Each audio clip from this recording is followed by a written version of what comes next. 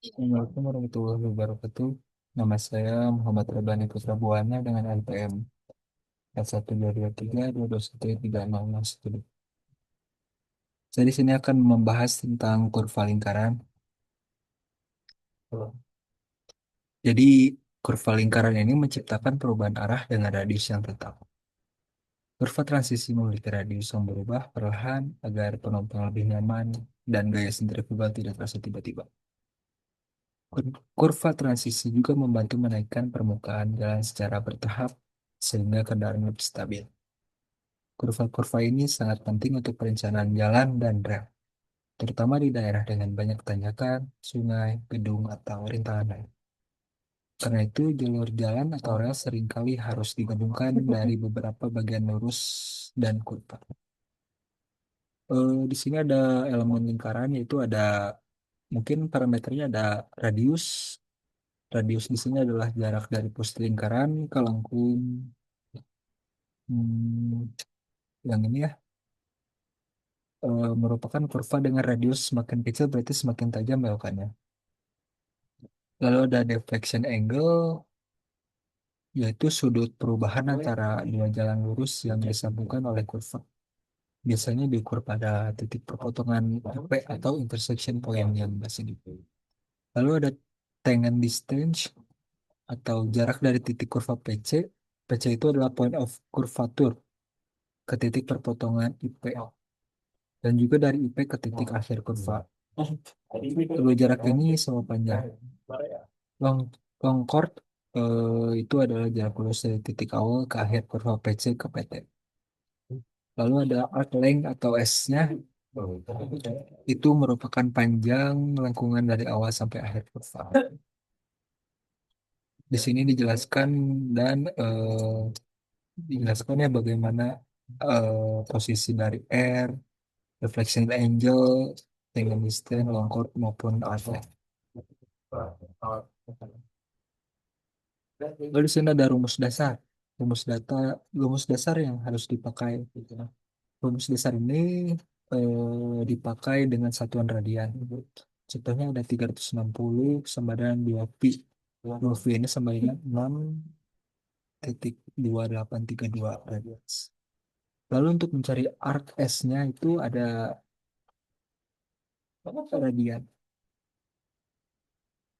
Contohnya adalah jika ingin mencari radius, itu rumusnya 200 deflection angle. Lalu ada eh, deflection angle itu di sini deflection angle-nya 80 derajat. Lalu untuk mencari tangent distance itu ada tan segitiga pada 2 sama dengan OPP ada 9 TD per R. TD itu rumusnya R tan segitiga atau tangent deflection dibagi 2. Lalu ada rumus Delongkor itu sebagai berikut. Longkor itu rumusnya 2R sin segitiga bagi 2. Di sini contohnya ada jari-jarinya itu ada 400 dengan defleksinya 40 derajat. Dihasilkan jadi dihasilkan 257,115. Lalu ada chainage atau eh, titik di lapangan ya. Chainage ini artinya jarak sepanjang proyek jalan atau rel dari satu titik awal. Dalam banyak survei, bukan hanya titik akhir kurva yang penting, tapi juga titik-titik di sepanjang musuh kurva. Biasanya diberi nomor setiap interval. Misalnya di sini setiap interval diberi jarak per 30 meter. Kata chain edge ini digunakan untuk menyatakan jarak linear dari beberapa titik awal, bukan jarak antara dua titik. Peningkatan sepanjang jalan lurus ke titik persimpangan atau IP ini hanya digunakan untuk jalan awal yang ditekan sebelum tikungan rancangan. Ada rumus dari CH IP ini ditentukan dari CHTP1 ditambah TD. TD yang ini. IP CHT, CHTP1 CHTP1 ditambah TD menghasilkan jarak CHTP2. Dalam desain kurva, ini berarti bahwa ulur rantai akan ditentukan untuk masing-masing IP. Ketika jari-jari kurva ditentukan, maka through change dari jalan lurus dan melengkung akan dihitung. Interval rantai pada jarak tertentu, tergantung pada desain, akan digunakan misalnya setiap 50 meter per jarak. Pada gambar 8.11 menunjukkan bahwa CH PC2 jarak singgung dan garis panjang busur ada chain H PC. Nah, rumusnya di mana chain H IP dikurangi jarak singgung dihasilkan 1328,450. Rantai melalui titik berikutnya pada kurva ada kelipatan dari interval rantai. Katakanlah bahwa eh, jarak antara interval CH itu ada 50 meter persegi. Rantai PC sama dengan rantai rantai PT sama dengan rantai PC ditambah dengan panjang. PT sama dengan CH PC ditambah S atau garis singgung. CHPT itu menghasilkan sekitar 1328,450 ditambah 279,453 menghasilkan 1607,703. CHPT ini eh, CHPC itu 1328,450 ditambah ini ditambah aja garis lengkung menghasilkan titik PT ini. Untuk menghitung kurva melingkar diperlukan rumus-rumus sebagai berikut. Contohnya untuk menghitung dengan distance AD itu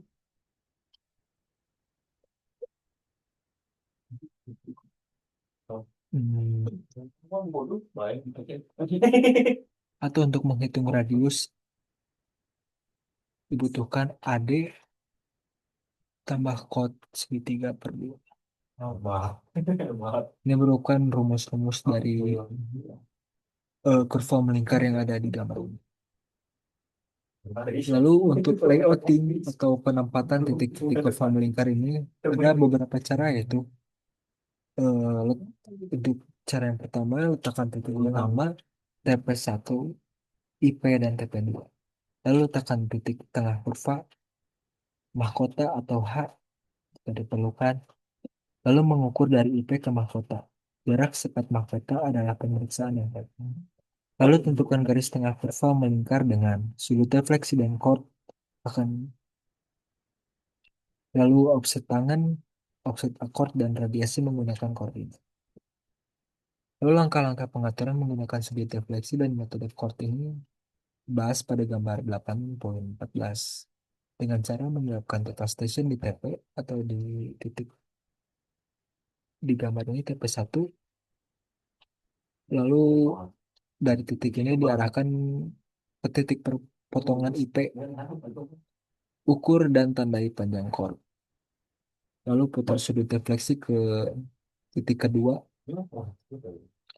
ukur dan tandai panjang chord lalu lanjutkan sampai Anda mencapai TP2. Jadi di sini itu mengukur dengan cara berurutan dari IP 1, 2, 3, 4 lalu ke TP2. Lalu di situ ada tahap pemeriksaan yaitu metode defleksi atau chord.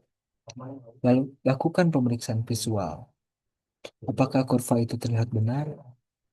Lalu ukur jarak ke titik tengah kurva, mahkota dan TP2. Mengukur sudut defleksi ke titik tengah kurva, mahkota dan TP2.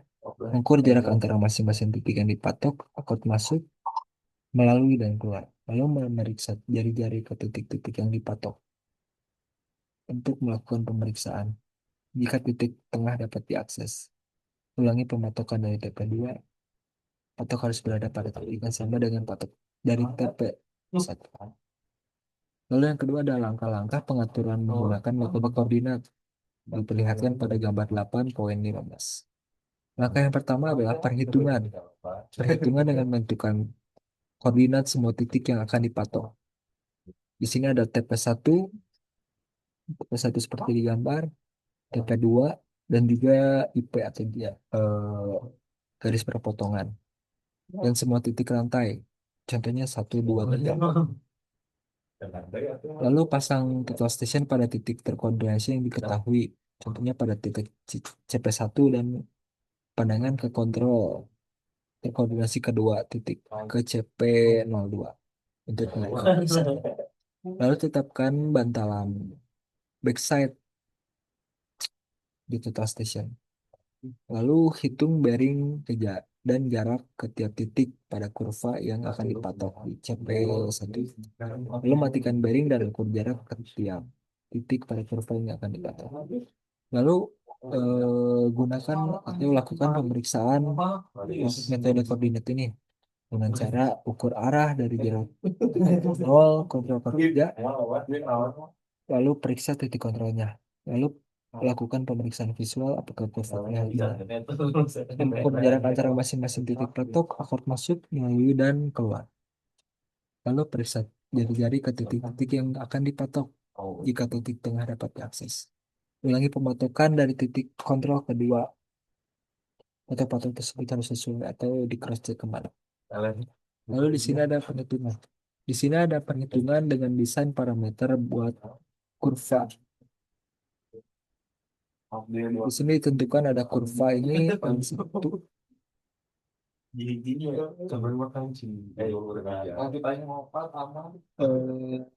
sini ada chain edge-nya, PC-nya, koordinat of PC, koordinat of PC TP1, yang di situ ada esting dan opting. Lalu radius R, desain deflection angle-nya yang 70 derajat. Lalu ada truth channel interval, center line, offset, pavement, dan sebagainya. Ini untuk gambar tampak melintangnya. Ditentukan bahwa untuk menghitung radius itu digunakan cara radius plus min width atau lebar dibagi 2 menghasilkan 30 titik atau poin 5. Di sini ada perhitungannya. Contohnya untuk menghitung eh, CHPT itu dilakukan dengan CHPC. CHPC ditambah S ke deflection angle. Dihasilkan 90,116. 90,116. Mungkin sekian presentasi dari saya. Mohon maaf jika ada kesalahan. Assalamualaikum warahmatullahi wabarakatuh.